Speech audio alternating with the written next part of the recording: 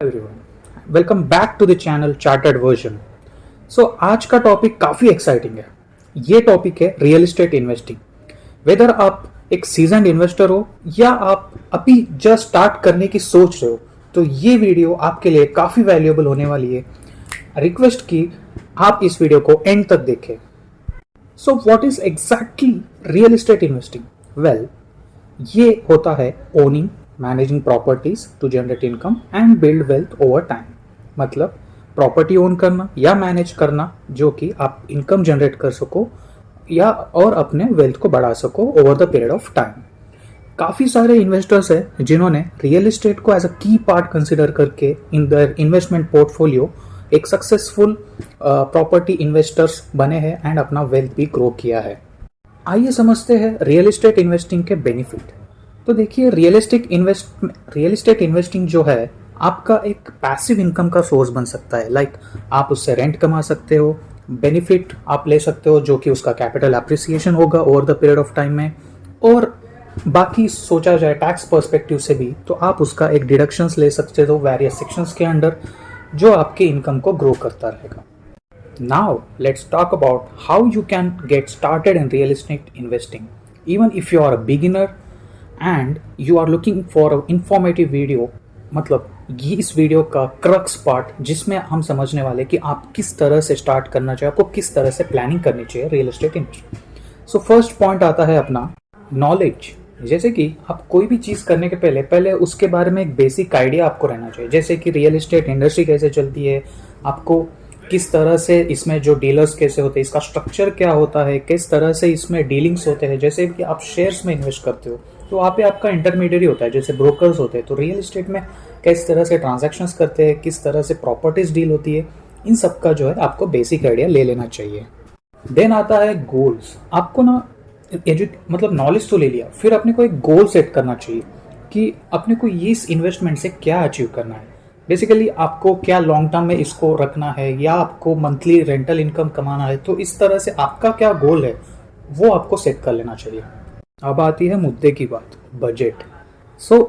अपन ने इंडस्ट्री का नॉलेज लिया, अपन ने गोल सेट किया, बट बात आती है बजट।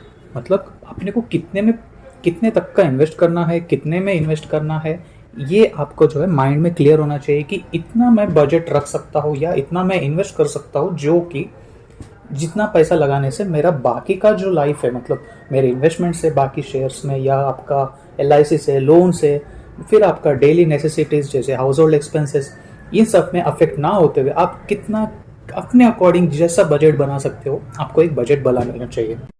नेटवर्क बनाना चाहिए। आपको किसी भी चीज़ में कुछ भी करने के पहले आपको अपना एक नेटवर्क बनाना ही पड़ता है। वैसे ही रियल एस्टेट इन्वेस्टमेंट में भी आपको अपना एक नेटवर्क बनाना चाहिए। जैसे कि आपको कनेक्ट करना पड़ेगा रियल एस्टेट एजेंट से, प्रोफेशनल से एंड अदर इन्वेस्टर्स जो आपको एक वैल्यूएबल इंसाइट्स प्रोवाइड कर सकते हैं। Then setting up a strategy. जैसे आपने ये सारा नेटवर्क कनेक्ट कर लिया, देन आपको एक स्ट्रैटेजी बनानी चाहिए कि whether you want to invest in rental properties और अदर स्ट्रैटेजीज। लाइक आपको लॉन्ग टर्म अप्रिसिएशंस के लिए करना है, आपको एक सेकंड इन्वेस्टमेंट प्रॉपर्टी, जैसे मतलब बहुत सारों का होता है कि मैंने एक रेजिडेंशियल प्रॉपर्टी ले ली है, फर्दर मुझे एक इन्वेस्टमेंट रखना है in terms of immovable property. So वैसा आपका ऑब्जेक्टिव है, या आपको रेंटल चाहिए, तो इस तरह से आपको एक स्ट्रैटेजी अपनी बना लेनी चाहिए।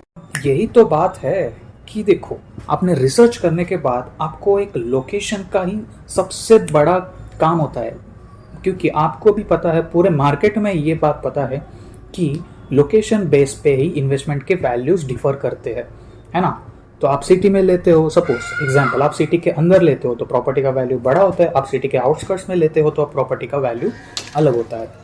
तो इस हिसाब से आपने जो स्ट्रैटेजी सेट की है, उस ऑब्जेक्टिव के अकॉर्डिंग आपको जो है लोकेशन भी प्रॉपरली चूज कर लेना चाहिए। Next is financing options. Let's explore financing options like including mortgages, loans, partnerships के। तो अलग अलग जो सोर्स ऑफ फंड्स है, ये आपको ऑप्शन सर्च करने चाहिए। बात आती है अब जो है ये ड्यू डिलिजेंस की। जैसे कि प्रॉपर्टी लेने के पहले उस एरिया के बारे में, उस प्रॉपर्टी के बारे में, उस डीलर के बारे में आपको एक प्रॉपर थॉरो ड्यू डिलिजेंस कर लेना चाहिए। इंक्लूडिंग आपको प्रॉपर्टी का इंस्पेक्शन भी कर लेना चाहिए और आजू बाजू का जो है मार्केट का एनालिसिस भी एक आइडिया ले लेना चाहिए। अब लास्ट आता है अपना इन्वेस्ट एंड मैनेज। तो आपने इतना सब प्रोसेस फॉलो करने के बाद आपको जो बजट में लगे, आपको जो लोकेशन परफेक्ट लगे, आपके ऑब्जेक्टिव्स मेट हो रहे हो, उस बेसिस पे आपको इन्वेस्ट करना चाहिए एंड उसको प्रॉपरली इफेक्टिवली कैश फ्लो को मैनेज कर लेना चाहिए।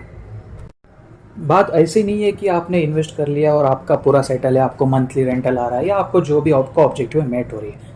आपको बात ये इस पे भी फोकस करना चाहिए कि किस किस तरह के रिस्क आ सकते हैं, किस किस तरह के चैलेंजेस आप फेस कर सकते हो। जैसे कि फॉर एग्जांपल कुछ चैलेंजेस जो जेनरिक होते हैं कि मार्केट फ्लक्चुएशंस हो रहे हैं या प्रॉपर्टी मैनेजमेंट इश्यूज आ रहे हैं ब्रोकर्स के साथ या किसी आपके एजेंट्स के साथ, देन आपके कुछ अनएक्सपेक्टेड एक्सपेंसेस जो है हो सकते हैं, जैसे आपने प्रॉपर्टी ली और अनएक्सपेक्टेडली कुछ बिल्डिंग का बहुत बड़ा खर्चा हो गया या ऐसी चीज़ें जो है अनएक्सपेक्टेड एक्सपेंस भी आ सकता है। सो बिफोर एंटरिंग और before investing into this industries आपको एक जो है क्रुशियल सॉलिड प्लान होना चाहिए आपके पास, बेसिकली बैकअप प्लान होना चाहिए कि बॉस अपने को अगर होता है ये सारे फेसेस, अगर आपको ये चैलेंजेस आते हैं तो आपको किस तरह से उसको टैकल करना चाहिए, ये आपका बैकअप प्लान होना चाहिए। In conclusion, real estate investing can be a powerful wealth building tool when done right with the right knowledge, strategy and willingness to learn.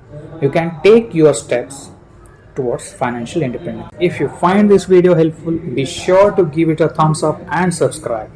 For more valuable content on real estate investing and financial success and other financial topics, don't forget to hit that notification bell so you never miss an update. Thanks for joining us today and we will see you in the next video. Thank you. Bye bye.